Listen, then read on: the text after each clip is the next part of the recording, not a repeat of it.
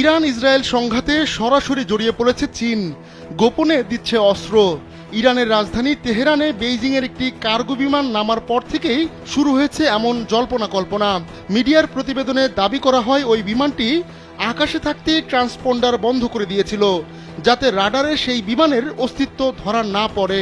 সেই থেকেই ডানা মেলেছে নানা গুঞ্জন। তাহলে কি গোপনে ইরানকে বিপুল পরিমাণ অস্ত্র সরবরাহ করছে চীন?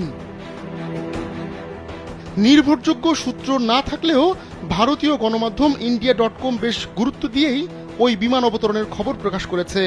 এভাবে ট্রান্সপন্ডার বন্ধ করে চীনের ওই বিমান অবতরণের ঘটনা গোপন কোনো অভিযানের দিকেই ইঙ্গিত করে বলে জানিয়েছে গণমাধ্যমটি। ইরানের সঙ্গে চীনের সামরিক ও কৌশলগত সম্পর্ক রয়েছে, তাই ওই বিমানে সামরিক অস্ত্র বা নিষিদ্ধ কোনো পণ্য থাকতে পারে বলে ধারণা করা হচ্ছে, যদিও এমন খবরের সত্যতা যাচাই করা যায়নি। এরই মধ্যে ইরানকে হুমকি দিয়ে রেখেছেন মার্কিন প্রেসিডেন্ট ডোনাল্ড ট্রাম্প। তাই এমন পরিস্থিতিতে চীন যদি সত্যি ইরানকে সহায়তা করে থাকে, তাহলে তা হবে যুক্তরাষ্ট্রকে সরাসরি চ্যালেঞ্জে সামিল।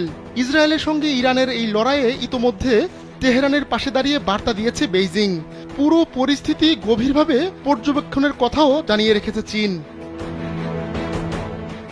বিনা উস্কানিতে শুক্রবার গভীর রাতে ইরানে অপারেশন রাইজিং লায়ন শুরু করে ইসরায়েল। এতে সামরিক শক্তিধর কয়েকটি দেশ দুই ভাগে বিভক্ত হয়ে পড়ে। বিশেষ করে চীন, রাশিয়া, তুরস্ক, পাকিস্তান ও সৌদি আরব সহ বাকি মুসলিম বিশ্ব ইরানের প্রতি সমর্থন জানায়।